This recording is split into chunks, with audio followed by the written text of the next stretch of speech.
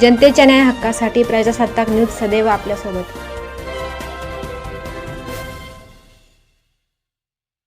शासकीय समित्यांमध्ये ठरल्याप्रमाणे शिवसेनेला प्राधान्य मिळाले पाहिजे याविषयी पालकमंत्र्यांशी चर्चा करणार असून शिवसेनेच्या पदाधिकाऱ्यांवर कुठल्याही प्रकारचा अन्याय होऊ देणार नाही असा विश्वास अहिल्यानगरचे संपर्क प्रमुख तथा राज्याचे उद्योगमंत्री उदय सामंत यांनी शिवसेना पदाधिकाऱ्यांना दिलाय।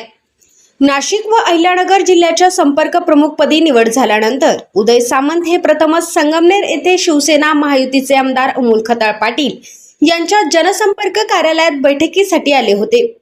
यावेळी आमदार अमोल खताळ यांनी त्यांचे स्वागत केले। बैठकीला शिर्डीचे माजी खासदार सदाशिव लोखंडे, शिवसेना जिल्हा प्रमुख कमलाकर कोते, प्रवक्ते संजीव भोर, युवासेना जिल्हा प्रमुख शुभम वाघ, जिल्हा संघटक विठ्ठल घोरपडे, उपजिल्हा प्रमुख मारुती मेंगाळ, जगन देशमुख, रमेश काळे, रणजित ढेरंगे, तुषार गजे, ज्येष्ठ नेते संतोष रोहम, तालुका प्रमुख रामभाऊ रहाणे, राजेंद्र सोनवणे, तालुका संघटक मंजा बापू साळवे, शहर प्रमुख विनोद सूर्यवंशी, नगरसेविका साक्षी सूर्यवंशी, महिला उपजिल्हा प्रमुख दीपाली वाहवळ, युवासेना उपजिल्हा प्रमुख सौरव देशमुख, तालुका प्रमुख सुशील शेवाळे, शहर प्रमुख सार्थक शेवाळे यांच्यासह शिवसेना महायुतीचे पदाधिकारी व कार्यकर्ते मोठ्या संख्येने उपस्थित होते। यावेळी माध्यमांशी बोलताना उदय सामंत म्हणाले की शिवसेना पक्षाचे मुख्य नेते एकनाथ शिंदे यांनी माझ्यावर नाशिक व अहिल्यानगर या दोन जिल्ह्यांच्या संपर्क प्रमुखाची जबाबदारी सोपवली आहे। त्या अनुषंगाने नाशिक जिल्ह्यातील 2 लोकसभा मतदारसंघांचा आढावा घेतल्यानंतर आता अहिल्यानगर जिल्ह्यात आलो आहे। शिर्डी लोकसभा मतदारसंघातील शिवसेनेच्या संघटनात्मक बांधणीचा आढावा घेण्यात येणार असून शिवसेना, महिला सेना, युवा सेना आदी सर्व विभागांमध्ये गटप्रमुखापासून जिल्हा प्रमुखांपर्यंतची सर्व पदे भरलेली असावीत यासाठी ही बैठक घेत असल्याचे त्यांनी सांगितले। तसेच अहिल्यानगरमधील दोन्ही लोकसभा मतदारसंघात शिवसेना पक्ष अधिक मजबूत करण्यासाठी प्रयत्न राहील असाही विश्वास त्यांनी व्यक्त केला। अर्धा दिवसापूर्वी शिवसेनेचे मुख्य नेते आमचे पक्षप्रमुख आदरणीय एकनाथ शिंदे साहेबांनी अहिल्यानगर आणि नाशिक जिल्ह्याची संपर्क मंत्री म्हणून जबाबदारी माझ्यावरती दिली। काल मी नाशिक जिल्ह्यामध्ये होतो। नाशिक जिल्ह्याच्या दोन्ही लोकसभेमध्ये मी पक्षीय आढावा घेतला आणि तोच आढावा 2 मतदारसंघाची एक बैठक लावून आज मी अहिल्यानगरमध्ये घेतोय। त्याच्यामध्ये गटप्रमुखापासून ते जिल्हा प्रमुखापर्यंत सगळी पदं भरलेली असली पाहिजे। जी काही संघटनेमध्ये पदं आहेत, मग ती महिला असतील, युवा सेना असतील, आमची बेसिक शिवसेना असेल, ही सगळी परिपूर्ण असली पाहिजे, त्याचा आढावा मी घेणार आहे। दुसरं, पालकमंत्री महोदयांना सांगून ज्या शासकीय समित्या आहेत आणि त्या शासकीय समित्यांमध्ये आमचं समन्वय समितीचं जे काही ठरलेलं आहे त्या पद्धतीनं शिवसेनेला देखील प्राधान्य देणं, राष्ट्रवादी काँग्रेस पार्टी ते त्यांचे नेते त्यांना प्राधान्य देण्याच्या संदर्भामधली कारवाई करतील, परंतु शिवसेनेच्या कार्यकर्त्यांवर, पदाधिकाऱ्यांवर कुठेही महायुतीमध्ये अन्याय होऊ नये ही भूमिका घेण्यासाठीच आणि संघटना बळकट करण्यासाठी अहिल्यानगरच्या जिल्ह्याच्या संपर्क मंत्रीपदी माझी नियुक्ती माननीय एकनाथ शिंदे साहेबांनी केली आहे। तुमच्याकडे उद्योग खातं आहे। उद्योग खातं असताना कुठेतरी निधी खूप महत्त्वाचा असतो। निधी मिळतोय तेवढा, कामं होत आहेत? कारण अनेक कामं आजही फक्त केवळ घोषणा होताना दिसत आहे। उद्योग विभागाला निधीची अजिबात आवश्यकता नाही। हे बजेटेड खातं जरी असलं तर त्याच्या अंडर जी MIDC आहे, MIDC जी महामंडळ आहे, ते आम्ही स्वतःचे पैसे स्वतः जनरेट करतो, त्याच्यामुळे आम्हाला बजेटची आवश्यकता लागत नाही।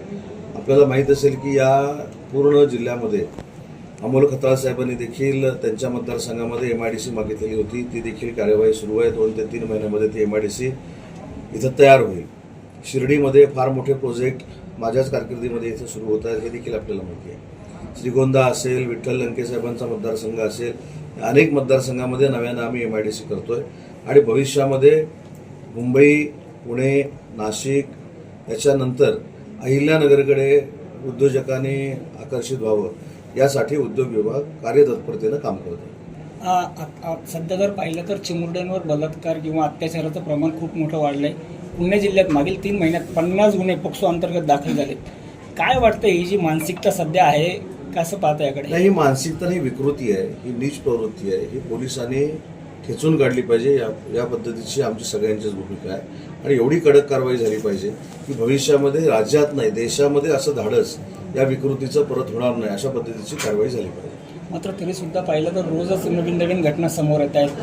कुठेतरी कायद्यांची अंमलबजावणी कठोरपणे होत नाही असं वाटतंय? नाही, केली पाहिजे. कायद्याची अंमलबजावणी नक्कीच पोलीस आपल्यापर्यंत करतात, पण त्याच्यापेक्षा कडक कारवाई केली पाहिजे.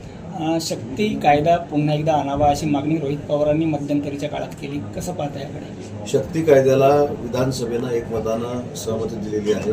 आम्ही देखील शक्ती कायद्याच्या संदर्भामध्ये पाठपुरावा करतोय. स्वतः आमच्या पक्षाचे मुख्य नेते एकनाथ शिंदेसाहेब त्याचा पाठपुरावा करत आहेत. मुख्यमंत्री देवेंद्रजी पाठपुरावा करत आहेत. त्याच्यामुळे शक्ती कायद्याच्या विरोधात आम्ही नाही आहोत. शक्ती कायदा झाला पाहिजे याच मताचे आम्ही आहोत. महायुतीमध्ये तुम्ही एकत्र काम करतायत, मात्र कुठेतरी अनेक मतदारसंघात असं दिसून येतं की ज्या ज्या ठिकाणी शिवसेनेचे आमदार असतील तुमच्या पक्षाचे, त्या ठिकाणी इतर पक्षाच्या किंवा अपक्षांना मदत केली जाते फडणवीसांकडून. कसं पाहता? त्याच्यासाठीच आता मला संपर्क मंत्री करेल अहिल्यानगरचा. आता मी त्याच्यामध्ये मध्यस्थी करेन. मात्र तुम्ही मान्य करताय की अशा घटना घडतायत? नाही, मी मान्य नाही केलं. मी त्याच्यासाठी आलोय. मी आता तपासेल ना, त्याच्यासाठीच बैठका लावल्या. आज तुम्ही अहिल्यानगर जिल्ह्यामध्ये आहेत. शिर्डी विश्वस्त मंडळावर अद्यापही विश्वस्त मंडळ येऊ शकलेलं नाहीये. सरकार येऊन आता 2 वर्ष होत आली. काय या संदर्भामध्ये देखील आमची समन्वय समितीमध्ये चर्चा झालेली आहे. लवकरात लवकर महामंडळ विश्वस्त नेमण्याच्या संदर्भामध्ये कार्यवाही करावी अशा पद्धतीनं समन्वय समितीनं तिन्ही नेत्यांना विनंती केलेली आहे आणि लवकरात लवकर ते देखील काम मार्ग लागेल.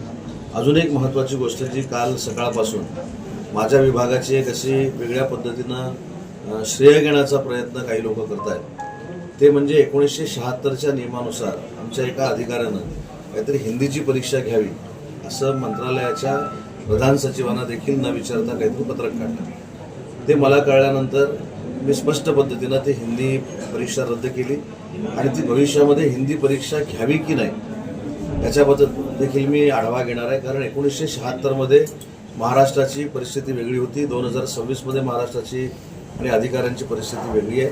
शक्यतो हिंदीची परीक्षा कशासाठी घेतली जात होती याचा आम्ही आढावा घेऊ आणि त्याची जर आवश्यकता नसेल तर ती हिंदीची परीक्षा आम्ही बंद करण्याचा निर्णय घेणार. आपला महाराष्ट्र हा मराठी भाषिक आहे, मग अशा असताना या आत्तापर्यंत मराठी पाट्या अनेकदा दिसत नाही.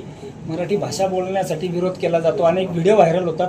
याच्यावर काय मराठी भाषा ही महाराष्ट्रातल्या प्रत्येक व्यक्तीला आली पाहिजे या मताचा मी मराठी भाषेचा मंत्री आहे.